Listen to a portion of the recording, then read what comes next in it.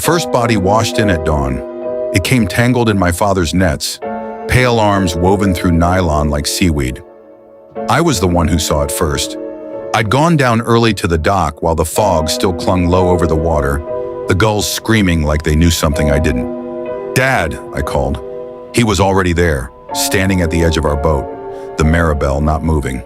The body was half-eaten, not torn apart like a shark attack, not shredded like propellers do. It looked precise, clean strips of flesh removed, bones exposed in neat arcs. The face was untouched, eyes wide, mouth open, like it had died screaming. The sheriff said it was probably a boating accident, maybe scavengers, maybe crabs. But I'd grown up on this coast.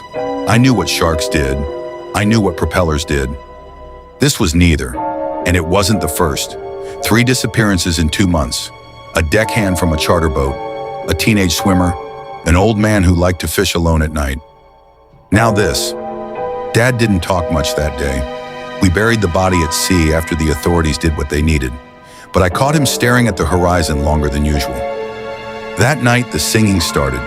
It came from beyond the breakwater. Soft at first, a woman's voice drifting over the black water, high and sweet, like wind through glass. It wasn't a song I recognized.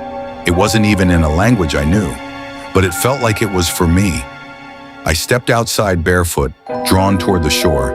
The tide was low, exposing long stretches of slick rock.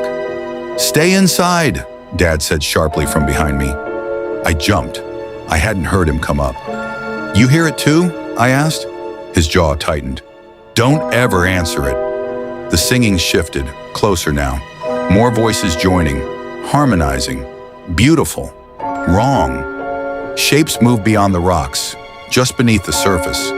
Pale arcs gliding through moonlit water. Then one rose. At first I thought it was a woman swimming upright. Long dark hair plastered to her shoulders, skin almost luminous in the moonlight. Her eyes caught the light, too reflective, like a cat's. She smiled. Her teeth were not human. They were thin and sharp and too many. Dad grabbed my shoulder so hard it hurt. "Inside," he hissed, but I couldn't look away. She lifted herself higher, bracing delicate hands against the rock. Her fingers were webbed, her nails curved like hooks. Below her waist, there was no graceful, glittering tail like in the old stories. Her lower half was muscular and slick, scaled a dull gray-green, ending in a wide, fin tail scarred with old wounds. Bits of something dark clung between the scales. Hair. She opened her mouth wider. The song stopped, and she shrieked. The sound hit like a physical force. My ears rang. The gulls exploded into the sky. More shapes surfaced around her. 5, 10, all watching us. Dad fired the flare gun straight at them.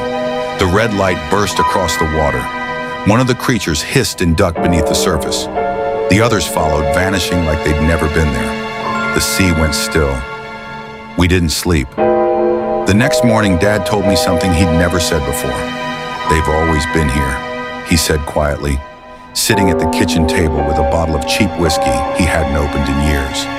"My father saw them too, back in '74. Lost 2 men off his boat. Said the sea was singing. Why didn't you tell anyone?" He gave a hollow laugh.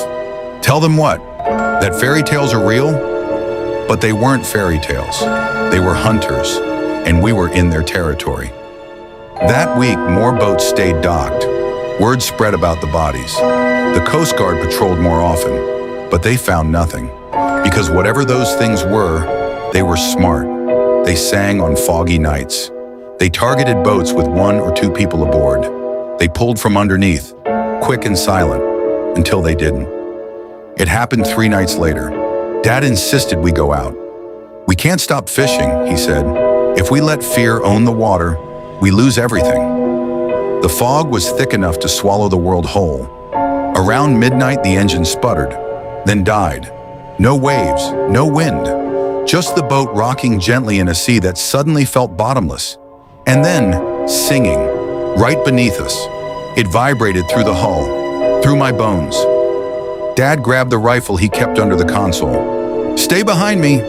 Hands slapped against the side of the boat. Not splashes, slaps, like palms testing wood, then claws scraped. The boat lurched hard to the left. I saw one rise right beside me. Up close, she was worse. Her eyes were milky, filmed over like a deep-sea fish. Her lips were pulled back permanently, exposing layered rows of needle teeth. Scars covered her shoulders. One ear was torn away entirely. She tilted her head, studying me, curious. Her hand shot out. It wrapped around my ankle and yanked. I slammed into the deck, half my body dragging toward the rail. Dad fired.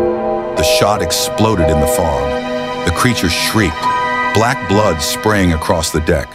Her grip loosened, but more hands grabbed the hull. The boat tipped again. "They're trying to flip us," I shouted. Dad fired again. And again. One of them leapt, fully out of the water. For a split second, I saw her entire form suspended in the air, muscles coiled, tail whipping. She was huge, and behind her, dozens more shapes churned beneath the surface. This wasn't a small pack. It was a colony.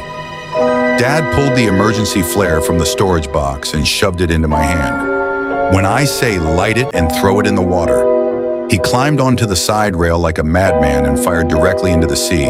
Not aiming, just noise, chaos. The creature shrieked in fury. "Now!" I struck the flare.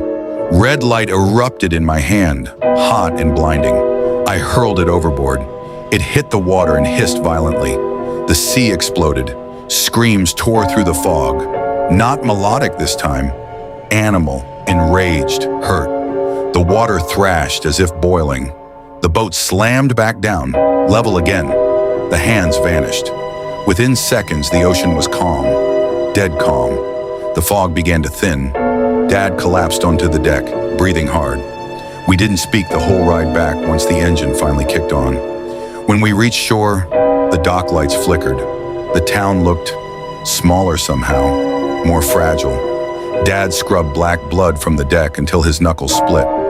"They won't stop," he said quietly. And he was right, because that night, from my bedroom window, I saw them, far beyond the breakwater. Dozens of pale heads just above the surface, watching the town, waiting. The singing hasn't started again. Not yet, but the tide's been coming in stronger each night. And sometimes when the wind is just right, I swear I can hear them practicing, harmonizing, hungry.